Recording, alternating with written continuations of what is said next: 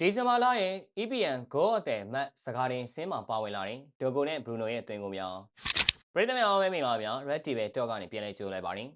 ဒီဇင်ဘာလဟာမန်တိုင်းတက်အတွက်အပြောင်းလဲများတဲ့လာလာဖြစ်ခဲ့ရပါတယ်မိပြအပြောင်းလဲရလက်မတည်ငြိမ်မှုတွေကြားမှာကစားသမားတွေဟာဖိအားတွေအောက်မှာကစားခဲ့ရပါတယ်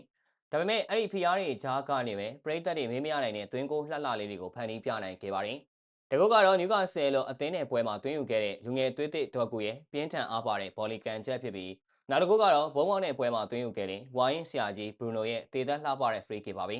ဒီကုန်းကဟာမတူညီတဲ့အရသာနှစ်ခုကိုပေးစွမ်းနေပါတယ်ပက်ထရစ်တိုကိုဆိုတာမန်တိုင်းတဲရဲ့ဘဲတောင်ပန်အတွက်အားထားရမယ့်အနာဂတ်ကျယ်ဝင်းဆိုတာဒီကိုကအသက်တွေပြလိုက်တာပါပဲနျူကာဆယ်လုံးခန်းစဲကစားပုံချစ်တဲ့အသင်းနဲ့ကစားရတာဘယ်တော့မှမလွယ်ကူပါဘူးဘောလုံးပွဲမှာဘော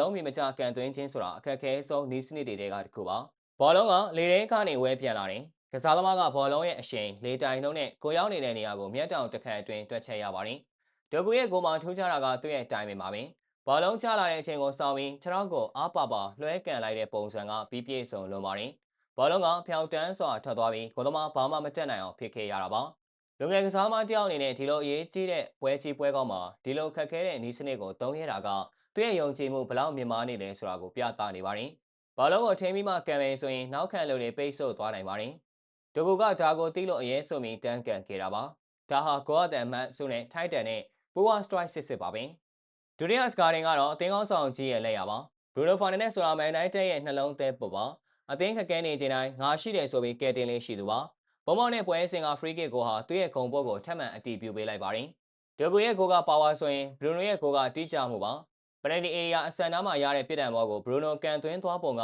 ပကြီးဆွဲထားသလိုပါပဲ။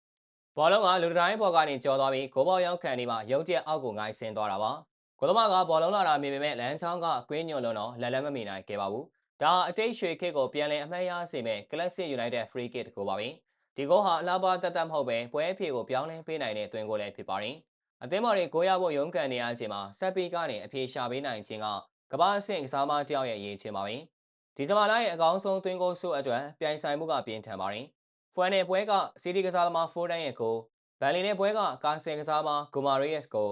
ဘဲလီနဲ့ပွဲကဖူအန်ကစားသမားဟာရီဝီဆင်ရဲ့ကိုစပါးနဲ့ပွဲကဖော်ရက်ကစားသမားအီဗရာဟန်ဆန်ကာရီရဲ့ကိုယူနိုက်တက်ကိုသွင်းသွားတဲ့ဗီလာကစားသမားမော်ဂန်ရော်ဂျာရဲ့ကိုဆန်လန်ကိုသွင်းသွားတဲ့လီကစားသမားကက်ဗက်စ်လီဝင်းရဲ့ကိုတွေလည်းစကာဒန်ဆင်းထဲမှာပါဝင်လို့နေပါတယ်။ဘာပဲဖြစ်ဖြစ်မန်နိုင်တက်ကစားသမားနှစ်ယောက်တောင်စကာဒန်ဆင်းမှာပါဝင်လာခြင်းကအသင်းအတွက်ကောင်းမွန်တဲ့လက္ခဏာတစ်ရပ်ပါ။ဒဂူလိုလူငယ်ကအသင်းရဲ့အနာဂတ်ကိုတောက်ပစေလို့ဘရူနိုလိုဝိုင်းကစားသမားကပြစ်ဆုပ်ပံကိုထိန်းချောင်းပေးနေတယ်ဆိုတာဒီသွင်းကိုနှစ်ကိုကတက်တည်ပြနေပါတယ်။ပရိသတ်ကြီးခင်ဗျားတို့ကရောဘယ်ကိုပိုကြိုက်လဲ။ဒေါ်ကူရဲ့ဒုံးမြန်လားဘရူနိုရဲ့ငှက်မွေးလားဘယ်သူပဲရရဒါမန်တိုင်းတက်ရဲ့ဂုံစရာသွင်းကိုတွေဖြစ်ကြောင်းမှတ်တမ်းတင်ဂုဏ်ပြုလိုက်ရပါတယ်။ညီကိုတို့ကရောဘယ်သွင်းကိုအတွက်မဲပေးကြမှာလဲပြောပြသွားခဲ့ကြပါဦး။အဆုံးထိကြည့်ပေးခဲ့ကြတဲ့အတွက်အားလုံးကိုကျေးဇူးထူးပဲတင်ရှိပါရခင်ဗျာ။